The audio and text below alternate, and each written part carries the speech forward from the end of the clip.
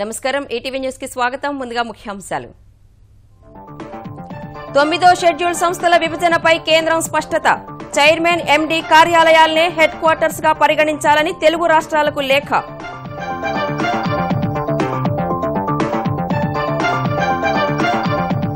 ప్రత్యేక హోదాపై జగన్ చిత్తశుద్ధిని ప్రశ్నించిన చంద్రబాబు స్వప్రయోజనాల కోసం తాకట్టు పెట్టేశారని చిత్తూరు జిల్లా పర్యటనలో విమర్శలు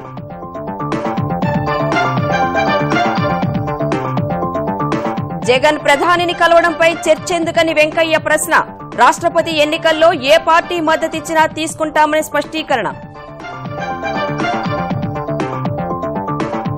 రాష్ట్రావతరణోత్సవాలను ఘనంగా నిర్వహించేందుకు తెలంగాణ సన్నాహాలు సాంస్కృతిక కార్యక్రమాలు ఫుడ్ ఫెస్టివల్ ఏర్పాటుకు ప్రభుత్వ ఆదేశాలు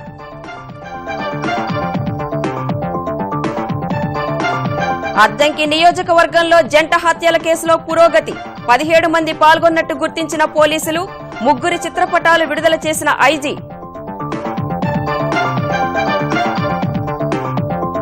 ఈవీఎంలలో లోపాలు నిరూపించాలంటూ రాజకీయ పార్టీలకు ఈసీ సవాల్ జూన్ 3 నుంచి ఎప్పుడైనా పరీక్షకు సిద్ధంగా ఉన్నామని ప్రకటన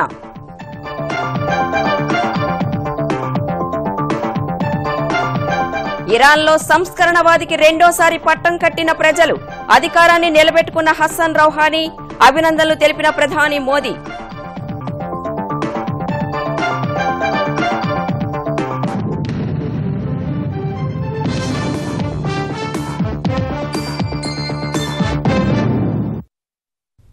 తొమ్మిదో షెడ్యూల్ సంస్థల హెడ్ క్వార్టర్స్ కు సంబంధించి కేంద్రం స్పష్టతనిచ్చింది ఆయా సంస్థల చైర్మన్ మేనేజింగ్ డైరెక్టర్లు విధులు నిర్వర్తించే కార్యాలయాలను మాత్రమే హెడ్ క్వార్టర్స్ గా పరిగణించాలని కేంద్రం పేర్కొన్నట్లు తెలంగాణ ప్రభుత్వ వర్గాలు వెల్లడించాయి ఈ మేరకు తమకు లేఖ అందిందని కేంద్రం నిర్ణయంతో 9వ షెడ్యూల్ సంస్థల విభజన దిశలో ఓ అడుగు ముందుకు పడినట్టేనని ఆయా వర్గాలు తెలిపాయి ఆంధ్రప్రదేశ్ తెలంగాణ మధ్య 9వ షెడ్యూల్ సంస్థల విభజనకు సంబంధించి కేంద్ర ప్రభుత్వం కీలక నిర్ణయం వెల్లడించింది ఆయా సంస్థల హెడ్ క్వార్టర్స్ పై భిన్నాభిప్రాయాలు వ్యక్తం చేయగా విభజన ప్రక్రియ ముందుకు సాగని వేళ రెండు రాష్ట్రాలు చేసిన విజ్ఞప్తి మేరకు కేంద్రం తన నిర్ణయాన్ని వెలువరించింది ఆయా సంస్థల చైర్మన్ మేనేజింగ్ డైరెక్టర్ విధులు నిర్వర్తించే కార్యాలయాన్ని మాత్రమే హెడ్ క్వార్టర్ గా పరిగణించాలన్న తెలంగాణ వాదన హైదరాబాద్ లో ఆయా సంస్థలకు సంబంధించిన అన్ని కార్యాలయాలను హెడ్ క్వార్టర్ గా పరిగణించాలన్న ఆంధ్రప్రదేశ్ వాదనను పరిశీలించిన కేంద్ర హోంశాఖ ఈ మేరకు తన నిర్ణయాన్ని వెలువరించింది ఈ మేరకు కేంద్ర హోంశాఖ ఇరు రాష్ట్రాలకు లేఖ రాయగా అందులో హెడ్ క్వార్టర్స్ విషయంలో తమ వాదనతో ఏకీభవించిందని తెలంగాణ ప్రభుత్వ వర్గాలు వెల్లడించాయి కేంద్రం రాసిన లేఖ ప్రకారం ఆర్టీసీ పాడి పరిశ్రమ అభివృద్ధి సంస్థ ఆగ్రోస్ ఏపీ ఫుడ్స్ సంస్థలు సహా రాష్ట్ర ఆర్థిక సంస్థ ఇతర సంస్థల విభజనకు మార్గం సుగమమైనట్టేనని తెలంగాణ ప్రభుత్వ వర్గాలు పేర్కొన్నాయి కేంద్ర హోంశాఖ నుంచి అందిన లేఖను తెలంగాణ ప్రభుత్వం అడ్వకేట్ జనరల్ పరిశీలన కోసం పంపింది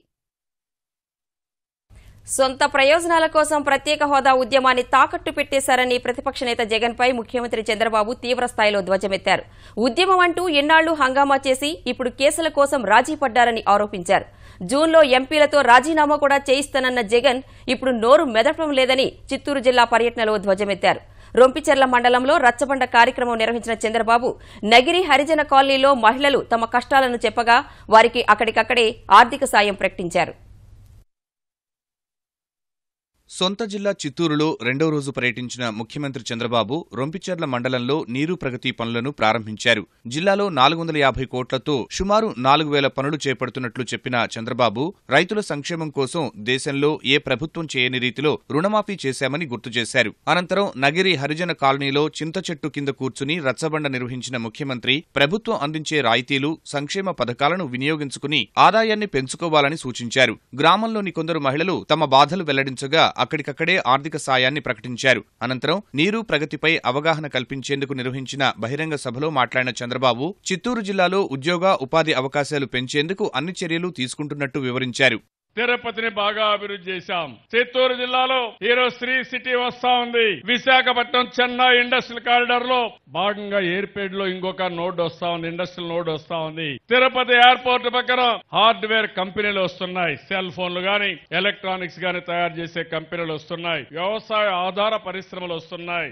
అపరల్ పార్కులు వస్తున్నాయి పెద్ద ఎత్తున ఇండస్ట్రియలైజేషన్ ముందుకు పోతున్నాం నా ఆలోచన ఒకటి ఇండస్ట్రీస్ రావాలి మన పిల్లలు బెంగళూరుకు చెన్నైకు అమెరికాకు పోయే పని లేకుండా ఇక్కడే ఉద్యోగ అవకాశాలు కల్పించాలనేది నా ఆలోచన, దానికి అనుగుణంగానే ముందుకు పోతున్నాం. ఇదే సమయంలో ప్రత్యేక హోదా కోసం పట్టుబట్టడం లేదని ఇన్నాళ్లు తనపై విమర్శలు చేసిన ప్రతిపక్ష నేత జగన్ ఇప్పుడు కేసుల నుంచి తప్పించుకునేందుకు హోదాను తాకట్టు పెట్టారని ధ్వజమెత్తారు. ప్రత్యేక హోదా పైన నేను రాజీ పడ్డానన్నారు. నేను ప్రత్యేక హోదా పైన రాజీ పడలేదు. రాష్ట్రానికి నష్టం జరగకూడదని ప్రత్యేక ప్యాకేజీ కోసం ప్రయత్నం చేశాను. పోలవరం కోసం పోరాడాను. రాష్ట్ర అభివృద్ధి కోసం నేను అన్ని విధాల ప్రయత్నం చేసి ప్యాకేజీ తీసుకొస్తే నేను తప్పు చేశామని చెప్పిన పెద్ద మనుషులు ఈ రోజు ప్రత్యేక హోదా పేరుతో రాజకీయం చేసి బెయిల్ కోసం సరెండర్ అయ్యే పరిస్థితికి వచ్చారు. కేసుల కోసం తప్పులు చేసిన వాళ్ళు ఎప్పుడూ తప్పించుకోలేరు. అంతకుముందు అరవాండ్లపల్లిలో 10,000 మీటర్ల విస్తీర్ణంలో రైతులు నిర్మించుకున్న అతిపెద్ద పంటకుంటను పరిశీలించిన ముఖ్యమంత్రి రాష్ట్రంలోని రైతులంతా ఇదే తరహా పంటకుంటలు తవ్వుకుని కరువును తరిమికొట్టేందుకు సహకరించాలని పిలుపునిచ్చారు. ఆ తర్వాత తిరుపతి శ్రీ వెంకటేశ్వర విశ్వవిద్యాలయంలో నీరు ప్రగతిపై ఏర్పాటు చేసిన కార్యగోష్ఠిలో పాల్గొన్న చంద్రబాబు జలవనరుల నిపుణులు సహా విద్యార్థుల సూచనల్ని విన్నారు. ఆంధ్రప్రదేశ్లో భూగర్భ జలమట్టాలు పడిపోవడంపై ఆందోళన వ్యక్తం చేసిన చంద్రబాబు నీటి మట్టాన్ని 8 మీటర్ల లోతునకు పరిమితం చేసేందుకు ప్రణాళికాబద్దంగా సాగుతున్నామని అన్నారు. అందుకోసమే నీరు ప్రగతి కార్యక్రమాన్ని 90 రోజుల పాటు పటిష్టంగా చేపడుతున్నట్లు వివరించారు. నీటిపైన యుద్ధాలు జరుగుతున్నాయి. దేశాల మధ్య యుద్ధాలు, రాష్ట్రాల మధ్య యుద్ధాలు, జిల్లాల మధ్య భేదాభిప్రాయాలు, కడాన మండలాలు, గ్రామాల మీద కూడా ఈ ప్రభావం పడతా ఉంది. అయితే నీరు అనేది ఒక సున్నితమైన విషయం. సమాజం మొత్తం రాష్ట్రంలో ఉండే 5 కోట్ల మంది నీరు ప్రగతి ఉద్యమంలో భాగస్వాములు కావాల్సిన అవసరం ఉంది. ప్రధాని నరేంద్ర మోదీతో ఇటీవల ఆంధ్రప్రదేశ్ ప్రతిపక్ష నేత జగన్ భేటీకి తెలుగుదేశం శ్రేణులు అనవసర ప్రాధాన్యం ఇస్తున్నాయని కేంద్ర పట్టణాభివృద్ది మంత్రి వెంకయ్య నాయుడు అభిప్రాయపడ్డారు. కనీస రాజకీయ పరిజ్ఞానం ఉన్నవాళ్లు ఎవరైనా ఆ భేటీపై విమర్శలు చేయబోరని వ్యాఖ్యానించారు. వచ్చే సార్వత్రిక ఎన్నికల్లో తెలుగుదేశంతో పొత్తు ఉంటుందా ఉండదా అన్నది అప్పటి పరిస్థితులే తేలుస్తాయని వెంకయ్య అన్నారు. రాష్ట్రపతి అభ్యర్థిత్వానికి ఏ పార్టీ మద్దతిచ్చినా తీసుకుంటామని చెప్పారు. నియోజకవర్గాల పెంపు విషయం కేంద్ర న్యాయశాఖ పరిధిలో ఉందని చెప్పారు. ఆ మధ్య ప్రతిపక్ష నాయకుడు వచ్చి ప్రధానమంత్రిని కలిసి ఒక మెమరాండం ఇచ్చారు. దానిపైన తర్జన భర్జన ఏందో నాకైతే అర్థం కావడం. మెమరాండం పైన ఏం చేయాలనేది ప్రధానమంత్రి దాన్ని బట్టి నిర్ణయిస్తారు. అంతేకాని దానికి అంతకు మించి విశేషం ఏం లేదు. కలిసి ఉంటాం. ఏం చేస్తాం ఎలక్షన్లో 2019లో తెలుసుకుందాం. దానికి ఇప్పుడు ఎందుకు చర్చించడం? రేపు సంగతి ఏంది, ఎరువుడి సంగతి ఏంది, పార్టీని విస్తరించుకోవాలా, విస్తరించుకుంటారు చెప్తాం. ఆరోగ్యశ్రీ పథకాన్ని చంద్రబాబు ప్రభుత్వం నిర్వీర్యం చేస్తోందని వైకాపా అధ్యక్షుడు జగన్ ఆరోపించారు. శ్రీకాకుళం జిల్లా కవిటి మండలం జగతి గ్రామంలో పర్యటించిన ఆయన ఉద్దానం కిడ్నీ వ్యాధిగ్రస్తులతో ముఖాముఖి నిర్వహించారు. కిడ్నీ వ్యాధి తీవ్రతను తెలుసుకున్న జగన్ వ్యాధికి సంబంధించిన ఖర్చు వివరాలు తెలుసుకున్నారు. కిడ్నీ సమస్యలను తీర్చేందుకు చంద్రబాబు ప్రభుత్వంపై ఒత్తిడి తెస్తామన్న ఆయన వైకాపా ప్రభుత్వం వస్తే వ్యాధిగ్రస్తులకు అన్ని విధాలా ఆదుకుంటామని భరోసా ఇచ్చారు. ఇవాళ నేను ప్రతి కిడ్నీ పేషెంట్ కు నేను మాటిచ్చి చెప్తా ఉన్నా, క్రియాటినిన్ లెవెల్స్ పెరిగాయి, మాత్రలు తినే పరిస్థితిలో మీరు ఉన్నారు అని అంటే మాత్రలు మొదలు పెట్టినప్పటి నుంచి తినేంత కాలం నెల 10,000 రూపాయలు పెన్షన్ కింద మేము అందరికీ కూడా ఇస్తామని చెప్పి కూడా చెప్తా ఉన్నా. ఏ పేదవాడు కూడా మందులు తినడానికి ఆస్తులు అమ్ముకునే పరిస్థితికి రాకూడదు. ఎక్కడైతే కిడ్నీ పేషెంట్లు ఎక్కువగా ఉన్నారో అక్కడ ఆ ప్రాంతంలో ప్రైమరీ హెల్త్ సెంటర్ల దగ్గరనే డయాలసిస్ యూనిట్లు పెట్టిస్తాం. ఎవరు కూడా ఎక్కడికో పోవాల్సిన పని లేదు.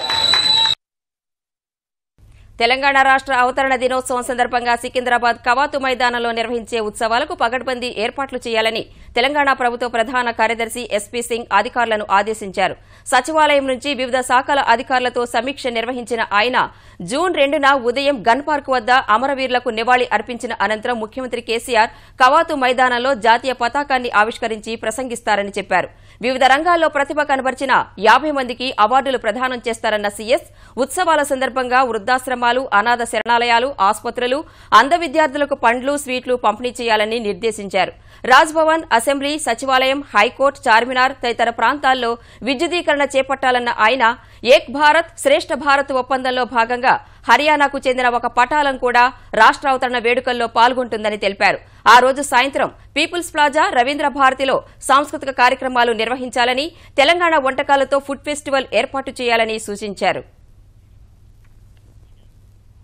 23,000 కోట్ల రూపాయలతో జీహెచ్ఎంసీ హెచ్ఎండీఏ పరిధిలో రోడ్లు అభివృద్ది చేయనున్నట్లు తెలంగాణ రోడ్లు భవనాల మంత్రి తుమ్మల నాగేశ్వరరావు తెలిపారు. హైదరాబాద్లో జీహెచ్ఎంసీ ఆర్ఎండ్బీ పరిధిలోని రోడ్ల స్థితిగతులపై నగర మేయర్ బొంతు రామ్మోహన్తో కలిసి సమీక్ష నిర్వహించిన ఆయన ఇప్పటికే తొలి విడత కింద 2,630 కోట్లకు టెండర్లు పిలిచినట్లు చెప్పారు.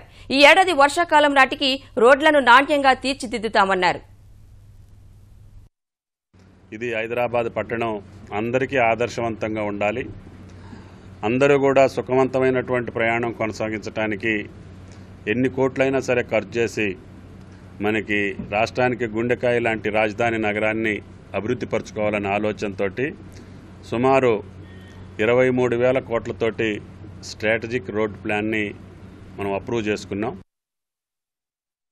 ఇటీవల ముగిసిన వేర్వేరు రాష్ట్రాల శాసనసభ, ఢిల్లీ మున్సిపల్ ఎన్నికల్లో ఎలక్ట్రానిక్ ఓటింగ్ యంత్రాల పనితీరుపై ఆమ్ ఆద్మీ పార్టీ సహా వివిధ రాజకీయ పక్షాలు అనుమానాలు వ్యక్తం చేసిన వేళ వాటిలోని లోపాలను నిరూపించాలని సవాల్ విసిరిన ఎన్నికల సంఘం అందుకు ముహూర్తం ఖరారు చేసింది. జూన్ 3 నుంచి రాజకీయ పార్టీలు ఈవీఎంలలో లోపాలను నిరూపించవచ్చని కేంద్ర ఎన్నికల సంఘం ప్రధాన కమిషనర్ నసీం జైదీ తెలిపారు. రాజకీయ పార్టీల విమర్శల నేపథ్యంలో ఈవీఎంల పనితీరుపై నమూనా ప్రదర్శన నిర్వహించిన తరువాత దేశంలోని ప్రతి జాతీయ, ప్రాంతీయ పార్టీలకు లోపాలను నిరూపించే అవకాశం ఇస్తున్నట్లు నసీం జైదీ తెలిపారు. ఇందుకోసం మే 26 లోపు రాజకీయ పార్టీలు తమ తరపున 3 పేర్లను సూచించాలని కోరారు. అక్రమాలను నిరోధించి మరింత పారదర్శక తీసుకువచ్చేందుకు వీవీప్యాట్లతో కూడిన ఎలక్ట్రానిక్ ఓటింగ్ యంత్రాల ద్వారా భవిష్యత్తులో జరిగే అన్ని ఎన్నికలను నిర్వహిస్తామని తెలిపారు. The Commission would like to take this opportunity to address some of the important issues, misunderstandings, misinformation that have been generated about electronic voting machines in the recent past. पहली बात यह है कि ये कहा जाता है कि इलेक्ट्रॉनिक वोटिंग मशीन्स हैकेबल हैं. कमीशन बताना चाहेंगे कि हमारी मशीनें स्टैंड अलोन मशीन्स हैं और किसी भी इंटरनेट से कनेक्टेड नहीं होती हैं और न ही किसी अन्य नेटवर्क से कनेक्टेड होती हैं. पूरी पोलिंग प्रोसेस में कोई चांस हैकिंग का नहीं है, particularly regarding the software of security of software. Prakasam జిల్లా బల్లికొరవ మండలం వేమవరంలో జరిగిన హత్య కేసులో ప్రధాన నిందితులుగా భావిస్తున్న 3 గుర్తించినట్టు గుంటూరు రేంజ్ ఐజీ సంజయ్ తెలిపారు. ఈ మేరకు వారి ఫోటోలను విడుదల చేసిన ఆయన గ్రామాల్లో పాత కక్షలే జంట హత్యలకు కారణమని పేర్కొన్నారు. ఈ కేసులో నిందితులను పట్టుకునేందుకు వేట ముమ్మరం చేసినట్లు చెప్పిన ఆయన ఈ హత్యల వెనుక ఎంతటి వారున్నా వదలబోమని స్పష్టం చేశారు. ప్రకాశం జిల్లా అద్దంకి నియోజకవర్గం వేమవరంలో పాత కక్షలు భగ్గుమని ఇద్దరిని హత్య చేసిన ఘటనపై ముఖ్యమంత్రి చంద్రబాబు ఆదేశాలతో రంగంలోకి దిగిన పోలీసులు కేసును ఛేదించే పనిలో పడ్డారు. ఈ దిశలో కొంత పురోగతి సాధించిన పోలీసులు ఈ హత్యలకు పాల్పడిన బృందంలో మొత్తం 17 మంది ఉన్నట్టు గుర్తించారు. ఇందులో ప్రధాన నిందితులుగా భావిస్తున్న మాలెంపాటి వెంకటేశ్వర్లు, మాలెంపాటి చిన్నోడు, గొట్టిపాటి మారుతి వివరాలు విడుదల చేశారు. మిగిలిన 14 మందిని త్వరలో గుర్తిస్తామని చెప్పిన Guntur range IG Sanjay, Ongole SP, Guntur గ్రామీణ ఎస్పీ నేతృత్వంలో 6 బృందాలు నిందితుల కోసం గాలింపు చేపట్టినట్టు తెలిపారు. నిందితులకు ఆశ్రయమిచ్చిన వాళ్లపై ఐపీసీ 201 కింద కేసు నమోదు చేస్తామని హెచ్చరించిన ఆయన జంట హత్యల్లో నిందితులు ఎంతటివారైనా వదలబోమని తేల్చి చెప్పారు. ఇది స్పష్టమైన వార్నింగ్ ఇవ్వదలుచుకున్నాం. ఎవరు కూడా వీళ్ళని షెల్టర్ చేయడానికి వీల్లేదు. ఎవరు ఏ పలుకుబడి ఉపయోగించాలి, ఏ ఒత్తిడి చేయాలి, ఎంత పెద్దోళ్ళైనా కూడా స్పేర్ చేయడం జరగదు. అరెస్ట్ అనేది తప్పనిసరిగా జరుగుతుంది. ఇక్కడ కూడా లా అండ్ ఆర్డర్ని ఎవరు కూడా చేతుల్లో తీసుకోకుండా ప్రత్యేకమైన ఏర్పాట్లు చేయడం జరిగింది. అటు హత్యకు గురైన ఇద్దరు కరణం బలరాం వర్గీయులు కాగా గొట్టిపాటి రవి వర్గమే ఈ హత్యలకు పాల్పడిందని కరణం ఆరోపించారు. ఈ ఆరోపణలు తోసిపుచ్చిన రవి అన్ని విషయాలు ముఖ్యమంత్రి చంద్రబాబు దృష్టికి తీసుకెళ్తామన్నారు. మేము కూడా గడిచిన సంవత్సరం నుంచి అందరిని కూడా కలుపుకొని పోవాలనే ప్రయత్నం చేస్తాం. అన్ని గ్రామాల్లో చలకి దారి తీసే గొడవలు ఉన్నాయి మా ఏరియాలో అనేది కూడా, ఈ ఊర్లో ఉన్నాయి అనేది కూడా నాకు ఇప్పుడు దృష్టికి రాలేదు. మరోవైపు జంట హత్యలు జరిగిన వేమవరం సహా అద్దంకి నియోజకవర్గంలో మళ్లీ ఉద్రిక్తతలు తలెత్తకుండా 6 ప్లటూన్ల ప్రత్యేక బలగాలతో పహారా నిర్వహిస్తున్నామని పోలీసులు వెల్లడించారు. పల్లెల నుంచి పట్టణాలకు వలస వస్తున్న వాళ్ల అవసరాలే లక్ష్యంగా ప్రపంచం మొత్తం పట్టణాలు, నగరాల్లో మౌలిక వసతుల కల్పన వేగవంతం చేయాల్సిన అవసరం ఎంతైనా ఉందని కేంద్ర పట్టణాభివృద్ది మంత్రి వెంకయ్యనాయుడు అన్నారు. ఐక్యరాజ్యసమితి ఆవాసం అధ్యక్షుడిగా ఎన్నికైనందుకు విజయవాడలో ఏర్పాటు చేసిన ఆత్మీయ సత్కారం అందుకున్న వెంకయ్య పట్టణీకరణలో ఎదురవుతున్న సవాళ్లను ఎదుర్కొనేందుకు ప్రధాని నరేంద్ర మోదీ నేతృత్వంలోని ఎన్డీఏ సర్కార్ దాదాపు 4 లక్షల కోట్లు ఖర్చు చేస్తున్నట్లు తెలిపారు. పట్టణాలు, నగరాల్లో పర్యావరణ పరిరక్షణ సహా ప్రజారోగ్యాన్ని దృష్టిలో పెట్టుకుని సైకిల్, వాకింగ్ ట్రాక్లు ఏర్పాటు చేస్తే కేంద్ర ప్రభుత్వం తగిన ప్రోత్సాహకాలు అందిస్తుందని చెప్పారు. ప్రజలంతా వాహన కాలుష్యాన్ని తగ్గించేందుకు ప్రజా రవాణా వ్యవస్థను ఉపయోగించాలని సూచించారు. పట్టణాలకు వచ్చేస్తున్నారు, కానీ పట్టణ పరిపాలన ఇంత మెరుగ్గా లేదు. పట్టణాల యొక్క అభివృద్ధి అనుకున్నంత వేగంగా జరగడం లేదు. మురికి వాడలు తయారవుతున్నాయి. పల్లెటూరు నుంచి వచ్చిన జనం పట్టణం కోసం అయితే వచ్చారు, ఇక్కడ ఇరుక్కుపోయామని కూడా కొంతమంది బాధపడే పరిస్థితి కూడా మనం గమనిస్తూ ఉన్నాం. తప్పనిసరిగా వచ్చారు, వచ్చిన వాళ్ళకి వస్తువులు కల్పించడం అవుతుందో ఆ civic communities they have been neglected over the years. So time has come now to focus again about civic administration, civic communities, and take care of the people who have come for better opportunities and make cities livable. తెలంగాణలో పసుపు board ఏర్పాటు సాధ్యపడదని కేంద్ర వాణిజ్య మంత్రి నిర్మలా సీతారామన్ స్పష్టం చేశారు. ఈ మేరకు పొగాకు బోర్డు ఏర్పాటు కోసం తనను కలిసిన తెలంగాణ ఎంపీలకు, మంత్రులకు వివరించినట్లు తెలిపారు. అయితే గుంటూరు, కర్ణాటక తరహాలో పసుపు కోసం ఒక పార్క్ ఏర్పాటు చేయడానికి చర్యలు తీసుకుంటామన్నారు. గుంటూరులో కూడా మిర్చి రైతుల సౌకర్యం కోసం చిల్లీ పార్కు తరహాలో తెలంగాణలో సుగంధ ద్రవ్యాల అభివృద్ది ఏజెన్సీ ఏర్పాటు చేసే ఆలోచన ఉన్నట్లు వివరించారు. అటు మిర్చి ఎగుమతులపై సంప్రదింపులు జరుగుతున్నాయని కేంద్ర మంత్రి తెలిపారు. ఎక్స్పోర్ట్ ఎక్కడెక్కడ చేయడానికి అవకాశం ఉన్నది అనేది స్పైస్ బోర్డు ద్వారా మేము ట్రై చేయాలి. మార్కెట్ ఐడెంటిఫై చేసినాక దాన్ని రైతుల సంఘాలకు కూడా మాట్లాడి ఎట్లాంటి క్వాలిటీ మిర్చి కావాలి అనేది ఎక్స్పోర్టర్స్ కూడా చెప్పినాకనే ఆ క్వాలిటీ ఉన్నటువంటి మిర్చిని పంపించడం. ఎందుకంటే మిర్చిలో చాలా వెరైటీలు ఉన్నాయి, ఏ వెరైటీకి మార్కెట్ ఉంది అనేది కూడా ఒక సమస్యే. కోళ్ల పరిశ్రమ విస్తరించినట్లుగా మత్స్య పరిశ్రమ కూడా విస్తరించాలని తెలంగాణ నీటిపారుదల శాఖ మంత్రి హరీష్ రావు ఆకాంక్షించారు. సిద్దిపేటలో మత్స్య సహకార సంఘాలకు నిర్వహించిన అవగాహన సదస్సులో పాల్గొన్న హరీష్ ప్రభుత్వం కల్పిస్తున్న పథకాలను మత్స్యకారులు సద్వినియోగం చేసుకోవాలని సూచించారు. చేపల పెంపకంతో మత్స్యకారులు ఆర్థికంగా ఎదగాలన్న మంత్రి మత్స్య పరిశ్రమ విస్తరణకు అధికారులు కృషి చేయాలని ఆదేశించారు. అందరికీ లాభం జరగాలి, సంపద అందరికీ పంచాలి, పేదవాళ్లకు ఎక్కువ మందికి సహాయం జరగాలన్నది మన కేసీఆర్ గారి ఆలోచన. 10 కోట్లు వచ్చినప్పుడు ఎంతమంది ఉన్నారో 1000 కోట్లు వస్తే కూడా అంతమంది ఉండదు కదా. 1000 కోట్లు వచ్చినప్పుడు ఇంకొంతమంది బతకాలి దాని మీద. పాపం చాలా మంది దాని మీద జీవించే కుటుంబాలు ఉన్నాయి. వాళ్ళందరికీ కూడా లాభం జరిగితే ప్రభుత్వం యొక్క ఉద్దేశం సఫలీకృతం అవుతుంది కనుక దాని మీద ప్రత్యేకంగా మా ఏడీ ఫిషరీస్ కూడా దృష్టి పెట్టాలని చెప్పి నేను కోరుతా ఉన్నాను. వాయువ్య భారత్ నుంచి వీస్తున్న ఉష్ణగాలుల ప్రభావంతో తెలుగు రాష్ట్రాల్లో రోహిణికి ముందే రోకళ్లు పగులుతున్నాయి. 2 రాష్ట్రాల్లో గరిష్ట ఉష్ణోగ్రతలు కొత్త రికార్డులు సృష్టిస్తుండగా ప్రజలు ఇళ్ల నుంచి బయటకు వచ్చేందుకు జంకుతున్నారు. ఇళ్లల్లో ఉన్న ఉక్కబోతకు అల్లాడుతున్నారు. ఆంధ్రప్రదేశ్లో ఇవాళ గుంటూరు జిల్లాలోని వినుకొండ, రెంటచింతల, గన్నవరం, మాచెర్లలో 47 డిగ్రీల అత్యధిక గరిష్ట ఉష్ణోగ్రత నమోదైంది. పిడుగురాళ్ల, తెనాలి, నరసరావుపేటల్లో 46, అమరావతి, మార్కాపురంలో 45, గుంటూరు, నందిగామ, తిరువూరు, సత్తెనపల్లి, మైలవరంలో 44, విజయవాడ, బాపట్ల, కావలి, నెల్లూరు, నంద్యాల, కర్నూలు, ప్రొద్దుటూరు, రాజమండ్రిలో 43, ఒంగోలు, కడప, చిత్తూరులో 42, అనంతపురం, నూజివీడులో 41, ఏలూరులో 40, విశాఖలో 35 డిగ్రీల గరిష్ట ఉష్ణోగ్రతలు నమోదైనట్టు వాతావరణ శాఖ వెల్లడించింది. తెలంగాణలోని రామగుండం, నల్గొండలో 46 డిగ్రీల అత్యధిక గరిష్ట ఉష్ణోగ్రతలు నమోదైనట్లు తెలిపింది. ఆదిలాబాద్, భద్రాచలం 45, హన్మకొండ, ఖమ్మం, నిజామాబాద్లలో 45, మెదక్ 44, హైదరాబాద్, మహబూబ్ నగర్లలో 43 డిగ్రీల గరిష్ట ఉష్ణోగ్రతలు నమోదైనట్టు వాతావరణ శాఖ తెలిపింది. వారం రోజులుగా సూర్యతాపంతో అల్లాడిపోతున్న గుంటూరు నగరంపై ఇవాళ వరుణుడు ప్రతాపం చూపించాడు. సాయంత్రం పెనుగాలులు, ఉరుములు, మెరుపులతో దాదాపు 40 నిమిషాల పాటు బీభత్సం సృష్టించాడు. ప్రధాన రహదారులు, లోతట్టు ప్రాంతాలు జలమయం కాగా గాలులకు అనేక చోట్ల చెట్లు, విద్యుత్ స్తంభాలు, హోర్డింగ్లు నేల కొరిగాయి. రాకపోకలకు అంతరాయం కలిగింది. కొన్ని చోట్ల విద్యుత్ సరఫరాకు అంతరాయం ఏర్పడింది. ప్రధాన రహదారిపై పెనుగాలుల దాటికి పోలీస్ ట్రాఫిక్ చాంబర్ ఎగిరిపడింది. ఇరాన్ ప్రజలు మళ్లీ హసన్ రౌహానీకే పట్టం కట్టారు. శుక్రవారం జరిగిన ఆ దేశ అధ్యక్ష ఎన్నికల్లో 57% మంది ఓటర్లు రౌహానీకి మద్దతుగా ఓట్లేశారు. ఆయన సమీప ప్రత్యర్థి ఇబ్రహీం రైసీకి 38.3% ఓట్లు పడ్డాయి. ఈ మేరకు ఇరాన్ అధికారిక వార్తా ఛానల్ ప్రకటన చేసింది.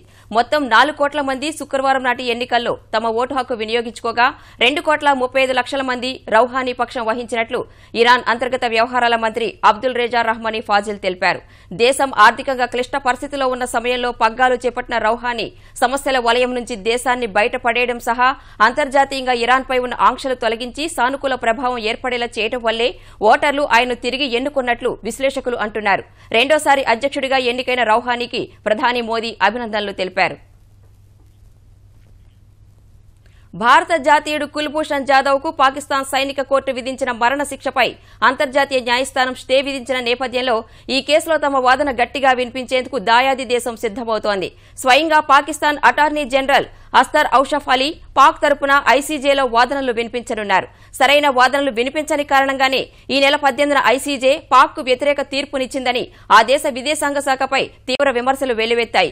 ఐసీజేలో తమ తరపున వాదించేందుకు బ్రిటన్ కు చెందిన ఖావర్ ఖురేషిని విదేశాంగ శాఖ నియమించగా ఆయన సరిగ్గా వాదించలేకపోయారనే అభిప్రాయం వ్యక్తమైంది. సైన్యం సహా ఈ కేసుతో ముడిపడి ఉన్న అన్ని వర్గాలను సంప్రదించి ఐసీజేలో బలమైన వాదన వినిపించేందుకు సిద్దంగా ఉన్నట్లు పాక్ అటార్నీ జనరల్ వెల్లడించారు. అంతర్జాతీయ న్యాయస్థానం తీర్పును పాక్ ఎందుకు పాటిస్తోందంటూ వస్తున్న విమర్శలను ఆయన ఖండించారు. వియన్నా ఒప్పందంలో భారత్ పాక్ రెండూ సంతకాలు చేసిన విషయాన్ని గుర్తు చేశారు. కుల్భూషణ్ జాదవ్ కేసులో పాక్ తరపున వాదించడానికి ఖావర్ ఖురేషి 50,000 పౌండ్లు తీసుకుంటే భారత తరపున హరీష్ సాల్వే రూపాయి మాత్రమే తీసుకున్నారు. ముఖ్యాంశాలు మరోసారి. 9వ షెడ్యూల్ సంస్థల విభజనపై కేంద్రం స్పష్టత. చైర్మన్ ఎండీ కార్యాలయాలనే హెడ్ క్వార్టర్స్ గా పరిగణించాలని తెలుగు రాష్ట్రాలకు లేఖ.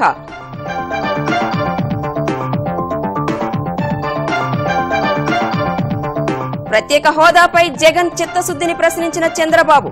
స్వప్రయోజనాల కోసం తాకట్టు పెట్టేశారని చిత్తూరు జిల్లా పర్యటనలో విమర్శలు.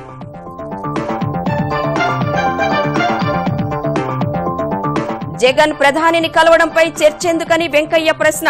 రాష్ట్రపతి ఎన్నికల్లో ఏ పార్టీ మద్దతిచ్చినా తీసుకుంటామని స్పష్టీకరణ. రాష్ట్రావతరణోత్సవాలను ఘనంగా నిర్వహించేందుకు తెలంగాణ సన్నాహాలు. సాంస్కృతిక కార్యక్రమాలు, ఫుడ్ ఫెస్టివల్ ఏర్పాటుకు ప్రభుత్వ ఆదేశాలు.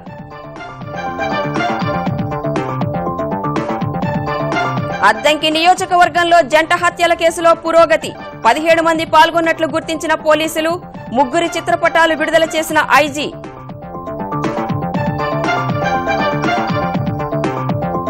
ఈవీఎంలలో లోపాలు నిరూపించాలంటూ రాజకీయ పార్టీలకు ఈసీ సవాల్. జూన్ 3 నుంచి ఎప్పుడైనా పరీక్షకు సిద్దంగా ఉన్నామని ప్రకటన.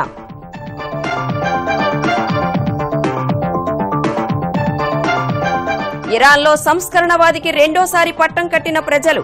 అధికారాన్ని నిలబెట్టుకున్న హసన్ రౌహానీ. అభినందనలు తెలిపిన ప్రధాని మోదీ.